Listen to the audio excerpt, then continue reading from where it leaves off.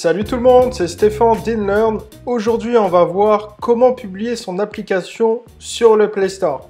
Allez, c'est parti.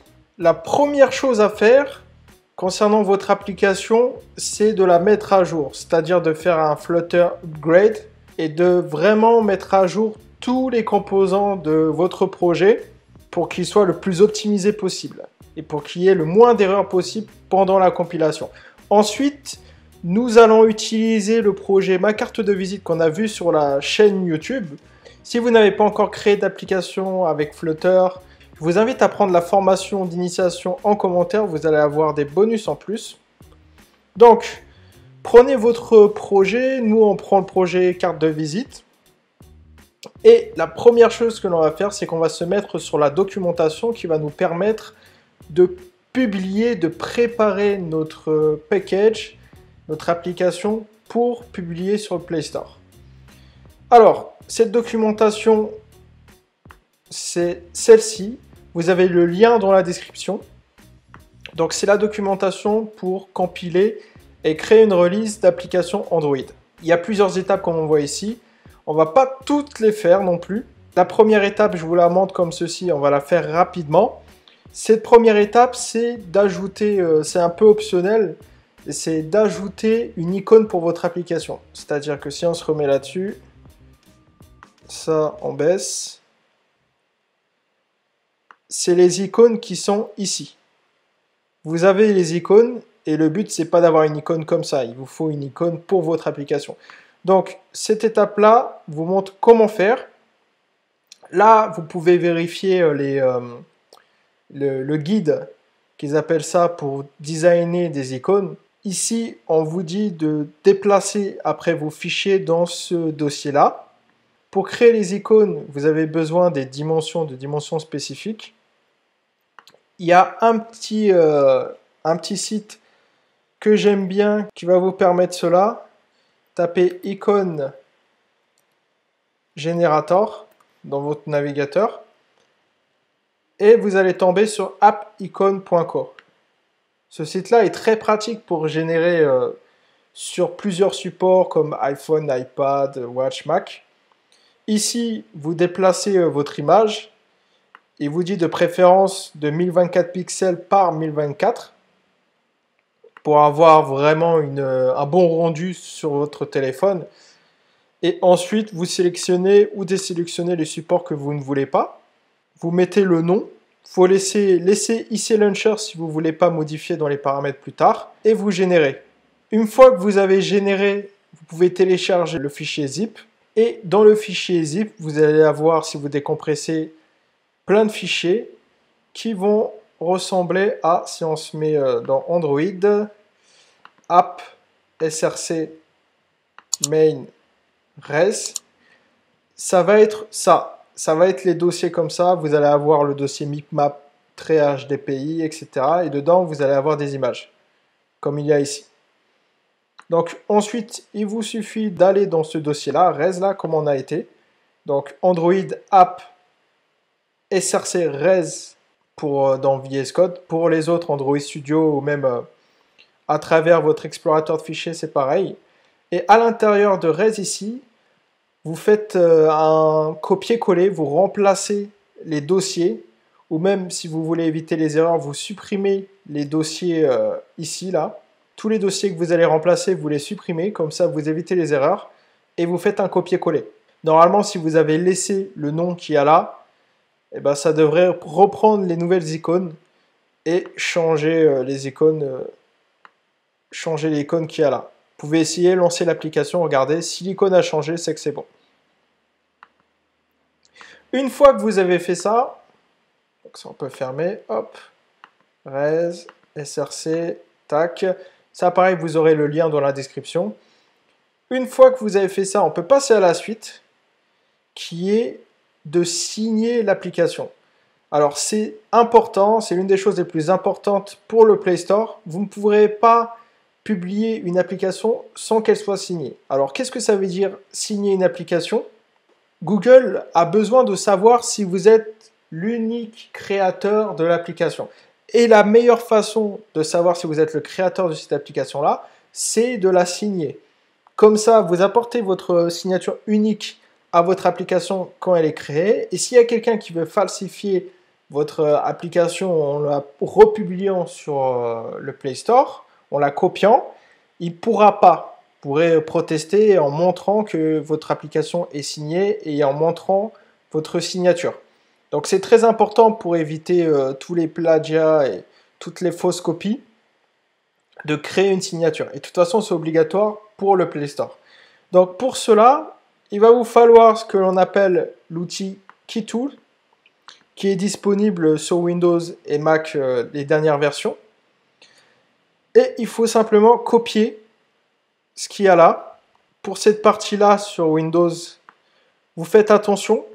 Il faut remplacer ça par le chemin où vous voulez créer votre Key Store. Le Key Store, c'est le registre des clés. C'est là où vous allez pouvoir stocker vos clés par la suite.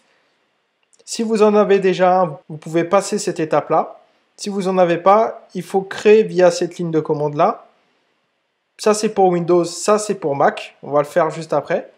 Et changer cette partie-là pour Windows en mettant le chemin que vous voulez. Moi, je suis sur Mac là, donc je vais prendre ça. Hop, où je copie ici. On va se mettre sur un terminal. Et on va se remettre ici. Et on va coller tout simplement ce qu'il nous a dit. Donc, on crée ça. Dès qu'on colle, ça lance l'outil. Il va nous demander un mot de passe. Vous mettez le mot de passe que vous voulez. C'est pour sécuriser votre registre de clés. Parce que ce key JKS, il faudra, pour pouvoir y accéder, il faudra taper à chaque fois votre mot de passe. Donc, ça sécurise. Hop, on confirme. Qu'est-ce qu'il nous dit? Password was incorrect. J'avais déjà une clé. On va en recréer une, donc on va changer son nom. On va l'appeler key test. Ici, on rentre notre mot de passe. On confirme. Vous pouvez rajouter votre nom, prénom ici, le nom de votre organisation. Là, ça a généré. Il faut reconfirmer avec le mot de passe que l'on a saisi. Donc, on remet le mot de passe que l'on a mis avant. C'est bon, on a fini. Il faut bien retenir le mot de passe et aussi la clé qu'il y a là. Ça va nous servir plus tard. On revient ici.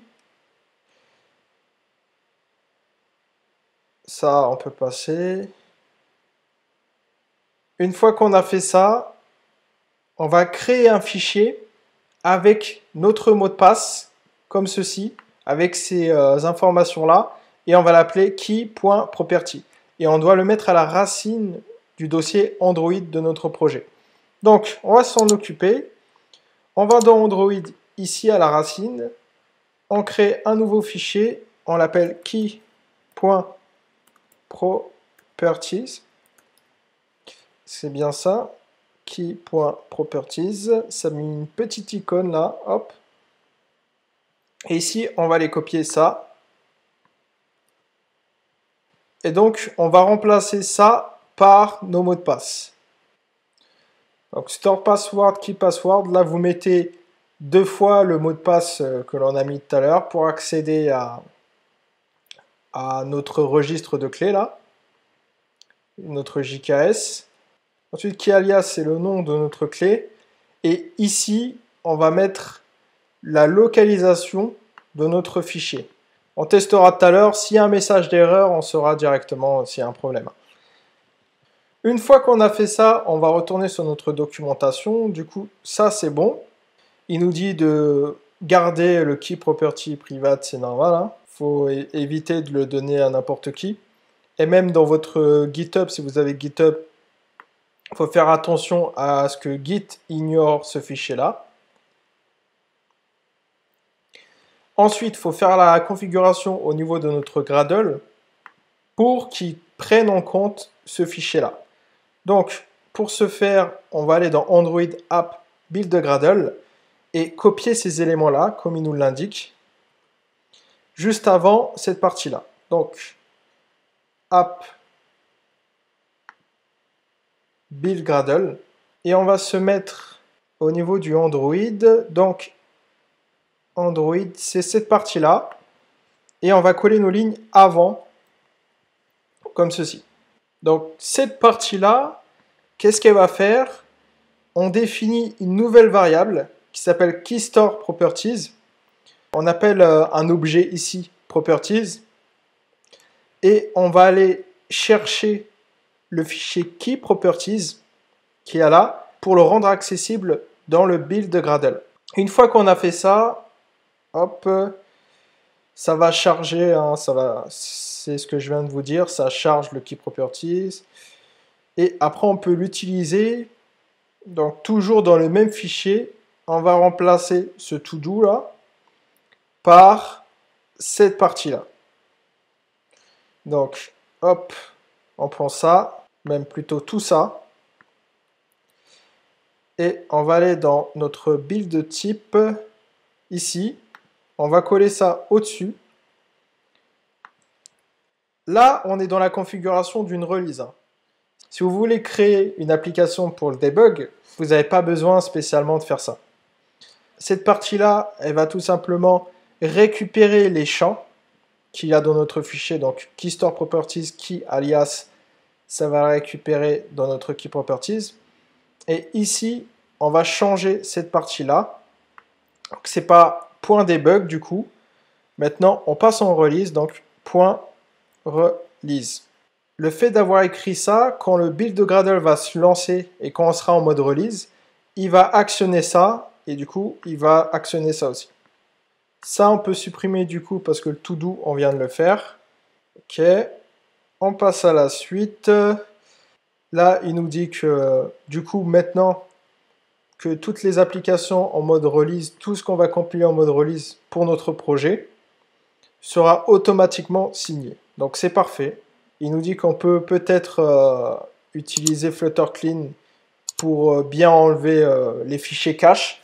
Donc on peut le faire direct. Ici, on en profite, on peut éteindre carrément. On n'a pas besoin de lancer l'application. Et on va faire un petit Flutter Clean qui va nous nettoyer tous nos précédentes compilations. Alors, on passe à la suite. Ici, on parle de shrinking et on parle de R8. Alors, R8, c'est le nouveau moteur de chez Google qui permet d'optimiser votre code. Pendant la compilation, il l'optimise, il fait de l'obfuscation, il va cacher le nom de vos classes, le nom de vos fonctions pour éviter que votre code soit repris et soit copié, plagié. Donc ça, c'est important, il le fait automatiquement. Et aussi, il fait de la minification. Donc les deux sont liés parce que quand il change le nom de vos classes, il réduit aussi le nom des classes et des fonctions et du coup minifie la taille du code et donc la taille de votre application. Donc ce R8 inclut par défaut quand vous allez compiler, quand vous allez faire ça, Flutter build AppPK ou app bundle. Donc ça on verra à la suite. Vous pouvez le désactiver en mettant no shrink quand vous faites ça, quand vous faites le build. Ensuite, il nous dit de revérifier le manifeste. Alors le manifeste, c'est là où on a toutes nos informations. Il interagit aussi directement avec notre pubspec.yaml, avec cette partie-là. Donc, on va aller dans notre manifeste. On l'a vu tout à l'heure, Android App. Et il se trouve, on ferme ça. Main, Android Manifest. Donc il y a plusieurs Android Manifest. Il y en a un pour le debug. Et le main, c'est la version release.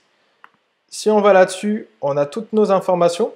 Là, faites attention quand vous modifiez ça. Ça peut crasher votre compilation. Il faut bien savoir ce que vous faites. Ici, normalement, c'est le nom du package. Il faut qu'il y ait, comme ce qu'on a vu dans notre build Gradle, si vous avez déjà vu les autres vidéos, il est aussi là, build Gradle ici. Il doit être comme ça, application ID. Vous pouvez le changer ici. D'ailleurs, on va le faire pour le test. Donc, ici, mettez votre nom de domaine. Même s'il n'est pas créé, c'est pas grave. Vous pouvez, c'est comme l'ID a un identifiant unique pour votre application. Donc, on va mettre org ou io.inlearn. Et on va prendre ça, on va faire pareil dans le Android Manifest. Vous allez voir qu'on va avoir un autre problème après, qu'on va régler. Si le nom du package qui est là est différent de ce qu'il y a dans les autres fichiers, il n'arrivera pas à trouver votre code Flutter. Donc faites bien attention à ce que vous mettez ici. Ensuite, on vérifie. Le label, ça sera le nom qui sera affiché ici, là, sur votre bureau. Donc vous pouvez le modifier. Carte de visite. Ici, c'est ce que je vous ai dit tout à l'heure, c'est le chemin vers vos icônes. Donc on a laissé IC Launcher, donc on n'a pas besoin de modifier ça. On peut vérifier la suite. Tout est bon. Vous pouvez supprimer ça et effacer si vous voulez. On va faire un dernier changement pour éviter que ça crache. Il faut qu'on modifie ça aussi. Hop, on prend ça. Et il faut qu'on modifie dans le dossier Kotlin, dans notre main activity KT. Donc ça, c'est un fichier Kotlin. Si vous avez de très anciennes versions de Flutter, à la place du dossier Kotlin, vous irez dans le dossier Java et ça sera mainActivity.java. Mais maintenant, il faut savoir que Java n'est plus utilisé par Google. Donc ici, au niveau de cette ligne-là, on remplace. Ok, cette partie-là, c'est bon. Ça, c'est bon. Alors, ensuite, il nous dit, ça, on va passer, il nous dit de faire attention de revoir notre application ID, ce que l'on a vu il y a un instant. Version code et version name, si vous avez plusieurs versions, si vous mettez à jour ici, on l'a vu. Il faut bien faire attention de bien changer ça, parce que si vous avez déjà publié l'application et que c'est la même version code, ça ne fonctionnera pas. Ça, on passe. Ça concerne la compatibilité de notre application avec les appareils. On laisse par défaut, ça prend une large plage de versions d'Android. Donc on laisse ça. Et ici, on arrive sur la phase où on va créer notre build, notre release. Il nous dit qu'on a deux choix pour créer notre release pour le Play Store. Play Store accepte l'APK. C'est le format classique pour installer sur un Android. Ou l'App Bundle. L'App Bundle, d'ailleurs c'est recommandé, ça comprend l'ensemble des APK, mais pour Google c'est recommandé parce que ça va lui permettre de faire des optimisations, de réduire la taille de l'application qui sera téléchargée par l'utilisateur. Donc si vous pouvez faire un app bundle avec votre application, faites-le. Ça apportera des petites fonctionnalités sympas par la suite. Ici, il nous dit que récemment, il y a une erreur qu'ils ont reçue et que pour éviter cette erreur-là pour Android 6, il faut aller dans Android Gradle Properties et mettre ces lignes-là, rajouter un flag. Donc cette ligne-là, on va faire ça, comme ça on évitera un crash. Android Gradle Properties et on rajoute ça ici. Il nous dit que si on veut créer une APK, il faut bien vérifier dans l'Android Manifest. Donc, on passe à la compilation. On va classiquement à la racine de notre projet et on va tout simplement taper Flutter Build App Bundle. Donc, on peut fermer tout ça et on va tester toutes nos modifications en tapant Flutter Build App Bundle. On va fermer ça. Pas besoin d'avoir ça. Hop.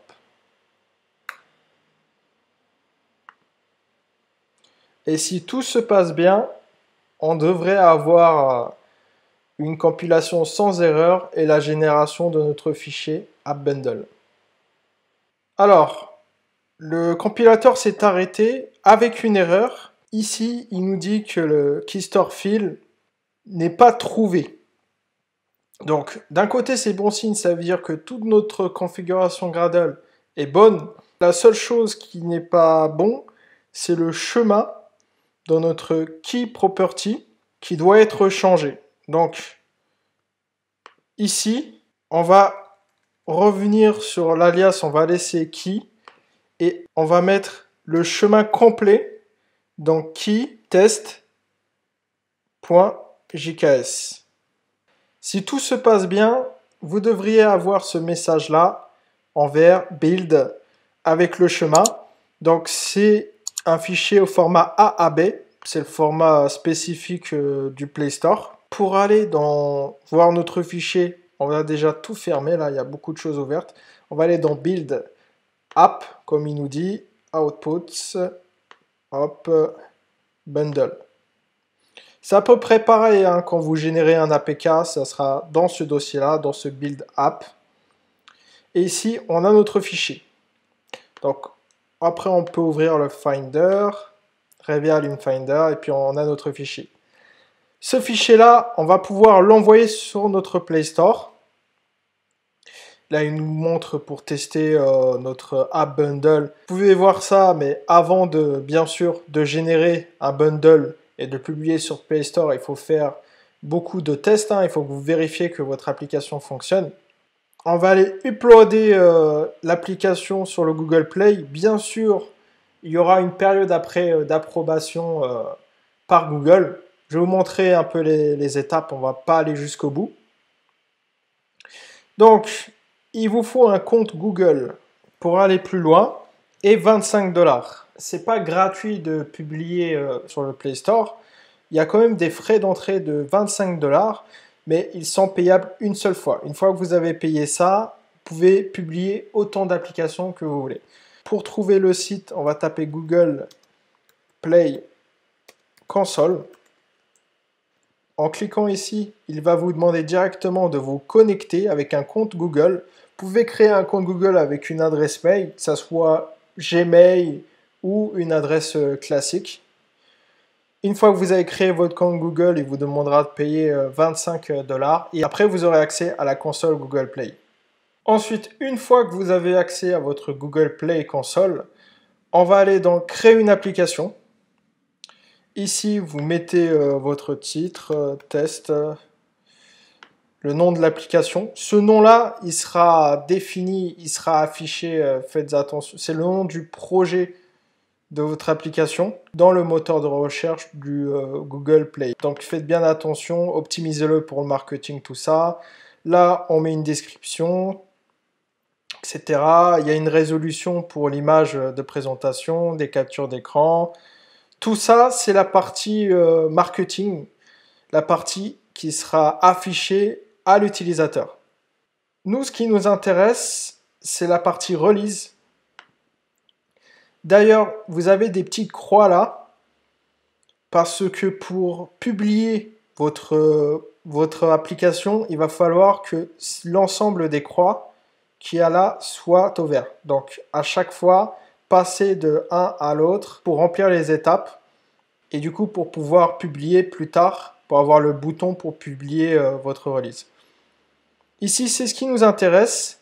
On va pouvoir choisir entre plusieurs versions. On peut mettre en place des versions bêta qui soient accessibles à des utilisateurs restreints pour qu'ils testent l'application et qui nous donnent un feedback. Nous, c'est la version production qui nous intéresse.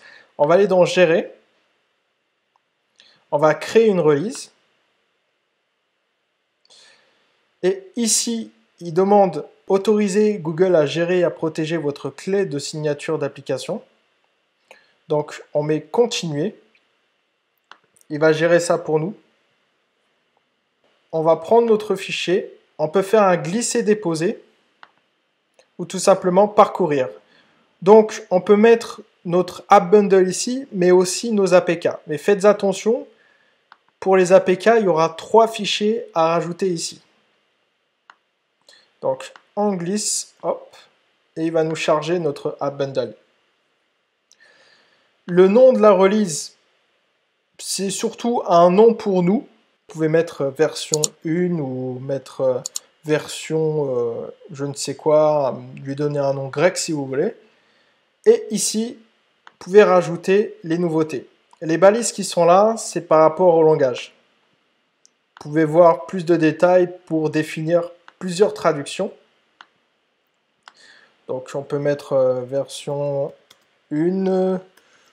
Une fois qu'on a importé notre bundle, on a des informations. Par exemple, là, on a un avertissement que notre application cible actuellement le niveau d'API 28. Il nous dit qu'à partir de novembre 2020, notre application devra cibler Android 10, donc l'API 29. Pour pouvoir cibler les versions d'Android dans ton application et dire si telle ou telle version d'Android est compatible avec ton application, il faut aller dans Android et aller dans App, Build Gradle.